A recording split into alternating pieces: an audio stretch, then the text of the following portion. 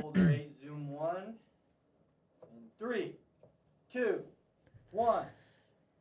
Today we're talking about the definition of money that you've never heard before. Mm.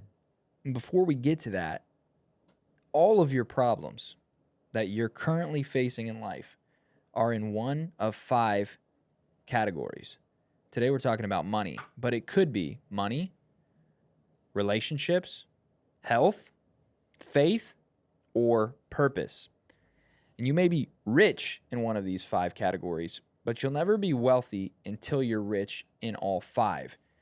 We sum this whole thing up with a question. What's the point of money if you don't have your health to enjoy it or anyone to enjoy it with? And what's the point of anything if you ultimately have no purpose and nothing happens after you die? Even though it's a bit of a run-on sentence of a question, it's still a great one to answer. When you answer it, your life will be dramatically changed. And that's actually what we do on the show. We answer it, and we give you everything that you need to go from being rich to being wealthy. So you're in the right place if you desire to live a fulfilling life, a purposeful life, and go from rich to wealthy. And Rich designed a coaching method that he successfully uses to coach millionaires, actors, athletes, doctors, lawyers, financial advisors, and high achievers, and anyone who has this one thing in common. They want to go from being rich to being wealthy. They don't want to just settle for having an abundance of one thing when they could have an abundance of everything that's important to them. We wanted to create this podcast to bring you this coaching method for free. So every time you watch an episode, you're getting the same quality coaching that Rich gives to all of his clients. So let's go from rich to wealthy. And we're talking about the definition of money you've never heard before. Money.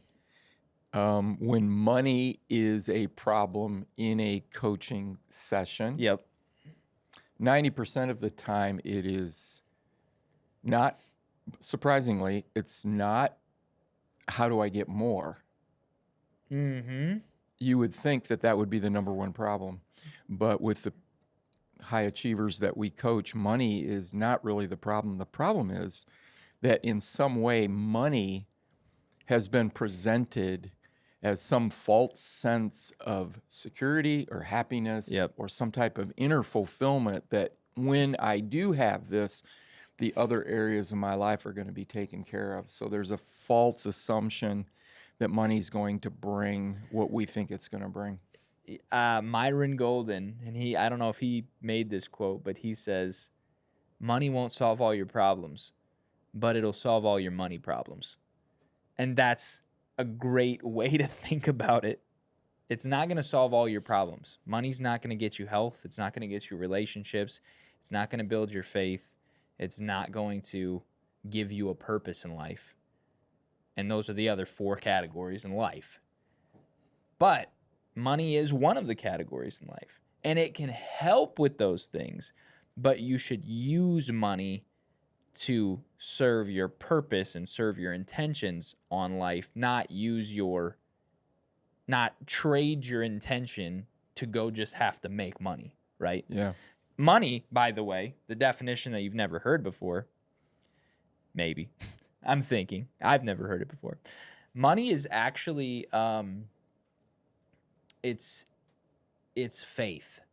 It's a representation of material that you believe in and that someone else believes in as well. We were talking about Rich's Starbucks drink right here this morning. I'm like, Starbucks believes or has decided that drink costs $7 or whatever it costs.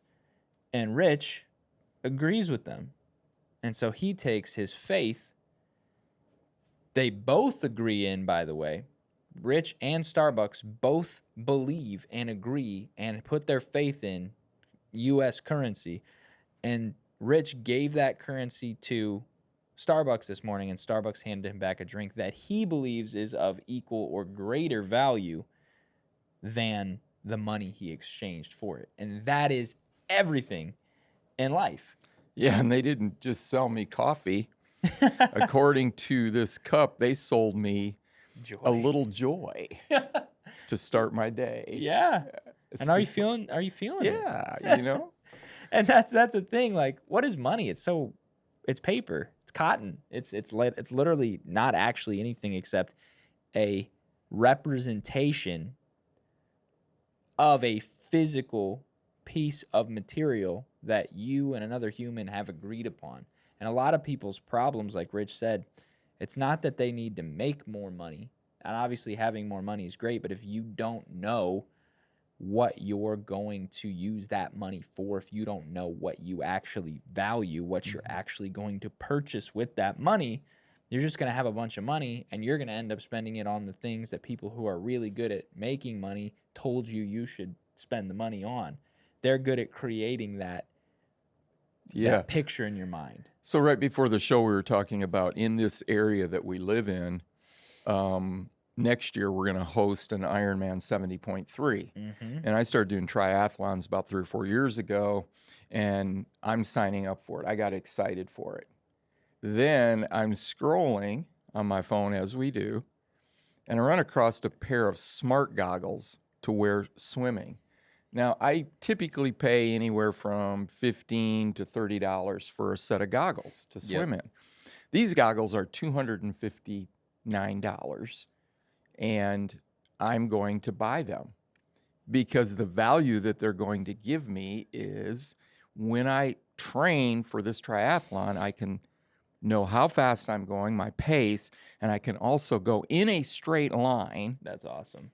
Which is one of the major obstacles to a new beginner swimming a triathlon is how do I swim a straight line? So this helps you swim a straight line. Yep. So and I think I said to you, $250, that's nothing.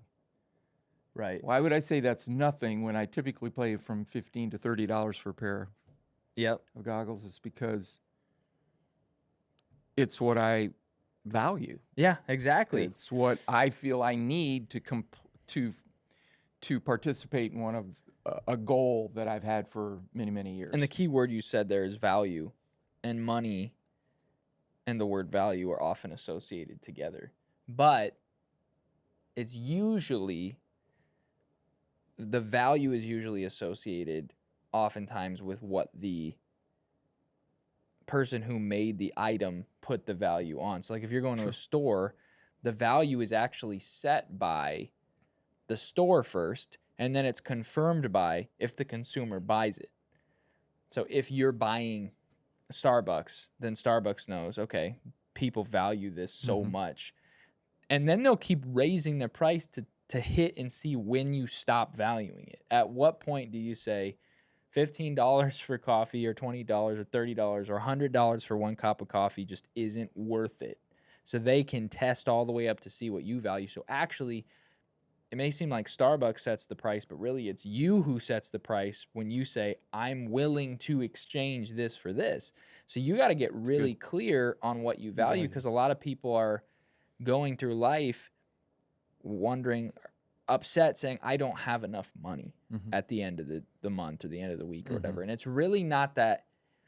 Maybe there are some things that you could do to earn more money, but I'll challenge you and say the more money you have, a lot of times the more Starbucks people buy, the more expensive car they buy, the more expensive house. It's all the same thing, it's just more expensive.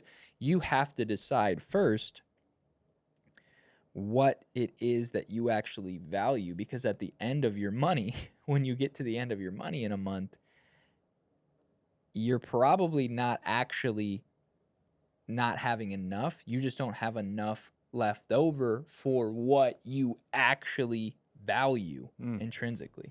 Yeah, true story, changed my life. So we are traveling to Swaziland, Africa. Yep.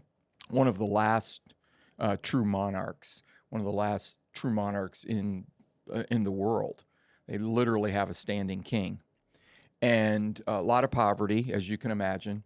And so we spent, before going there, we spent a year packaging meals. There was a system of where you could put all of these ingredients together and put them in a package and deliver them to different countries where there was a food shortage. So we're in Swaziland, Africa, and we're taking food bags to different places. We go up the hill way up the hill, way up the hill. We come to this one little homestead where a woman is living alone.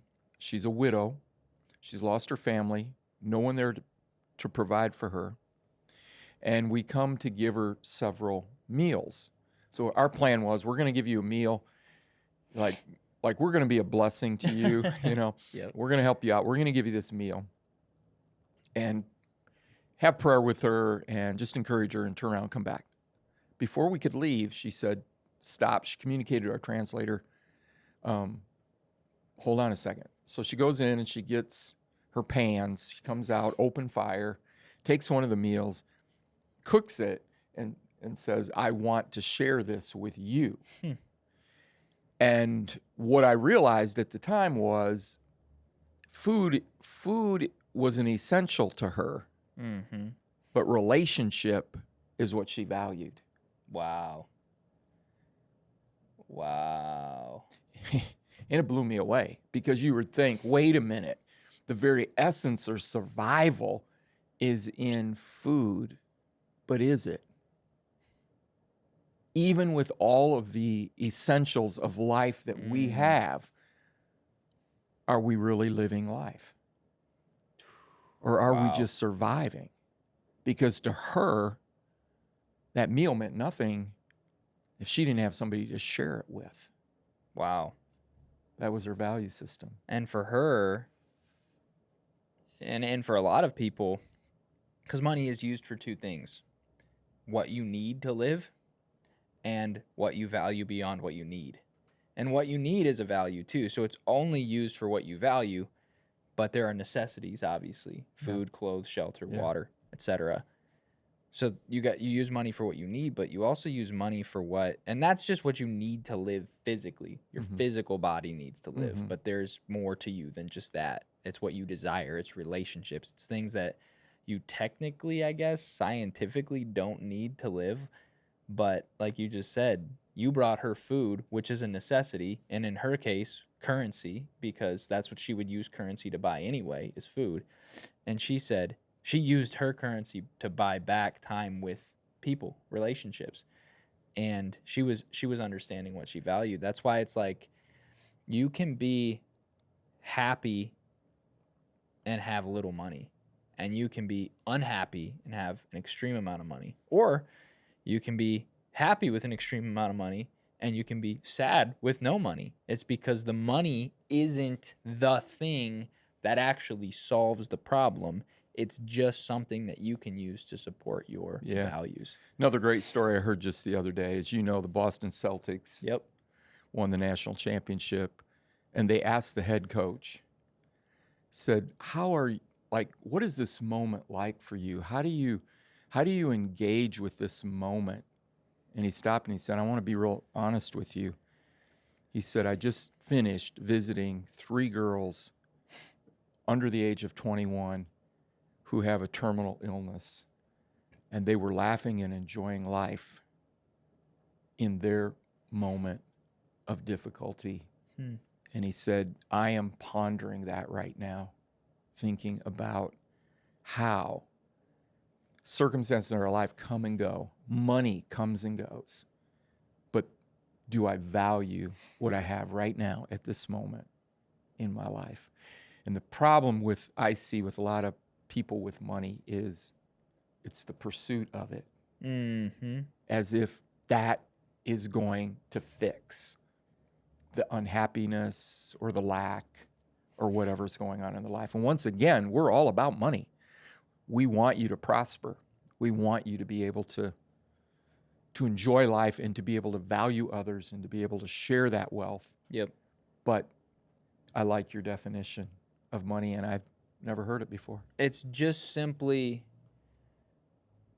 you needing to get with yourself and determine why you want money and what you want to spend it on, instead of just letting advertisements default tell you what you want and what you need to spend it on. Then they take your money, they spend it on what they value, and you're left with nothing at the end of the month except things you thought would make you happy that actually may not. If you want to make more money, you have to really understand why you want to make more money, and it has to be your own reason. Otherwise, it won't be worth it, and you'll give up. You'll give up in that pursuit. It's true. I've met people. Yeah. I know a That's guy I good. can think of off the top of my head. He's like, I just can't work any harder. He's like, I'm already putting in 40 hours a week. He's like, I just have nothing left to give. I don't understand how entrepreneurs do it. Entrepreneurs, I don't think, being one myself and knowing them, they're not moved by money. They think they are, maybe, but they're really moved by what that money can do for them, and they have a clear vision on what they're going to use it for. Yeah. Well, and you've jumped into purpose, and I've seen this over and over in a variety of different coaching sessions. I remember a mother that I was consulting and coaching who just had an average, ordinary job, but she had a high level purpose, and her purpose was to see her son graduate from college. Wow. And she paid for that education because that was her value system and her purpose, and that drives. I agree with you. I think just because we see something, you know, as we're scrolling Instagram of a lifestyle or an object that we would like or a vacation that we'd like, if that is not a true value system, probably it won't last. Yep. And that's how to test what you really value. Does it stand the test of time? Yep. And if it stands the test of time, it's usually something deep inside of you that if you work hard towards, you will eventually see it happen. I was drinking a Chick-fil-A milkshake one time. My wife had a lemonade, and we were sitting across from each other at a table, and I said, I have just as much joy here in this Chick-fil-A sitting across with you than I've had when we were sitting on the beach in Florida eating fresh caught fish that day. And I'm like, what is happening here? And it was because the commonality between the two was simply the relationship aspect and a delicious meal. And it wasn't, the Chick-fil-A was 30 minutes from my house, and the Florida beach was 14 hours from my house. But when you get really clear on those things that can produce that value for you, you'll be able to, in the area of money, start using your money for what you value. And that'll move you one step closer from going from rich to wealthy. Any closing thoughts? No. Yes. All right. Sorry about that. And this is not an advertisement, but one of the things that why we're doing what we're doing started with me 10 years ago when I taught a group of students in the Cincinnati, Ohio area who were from generations of convicted criminal parents, and they were literally out of work and dysfunctional in every way, and a former police officer who began literally an outreach to these young men and helping them get back on their feet. And I taught them for 8 weeks. And in 8 weeks of teaching them, they taught me more than I could ever teach them. I decided I was going to take them all out to eat. We took them to Five Guys, burger and fries. And I was going to pay for the whole thing. And one by one, the owners of that place came out and said, what is this? And I said, well, this is a group of guys we've just been pouring into. We believe in them, and we know they're going to make something with their life. We just want to come out and have burgers together. And so they'd come out, and one guy would say, I'm paying for the fries. These are owners of Five Guys. I'm paying for the burgers. Everybody wanted to be a part of that. Money now was not important. Money wasn't a big issue. It was about we're doing something of importance. We're putting our money in something that has value. And when you begin to find those places, this is what I believe. This could be a whole nother podcast. When you really believe in something that makes a difference in other people's lives, I believe money comes to that. It shows up. Yeah. It just happens. When you're willing to take what comes to you to make somebody else better, there will always be more for you to make somebody better. And with that, we thank you for joining us on this episode of Rich to Wealthy. We'll see you on the next one. That's a wrap.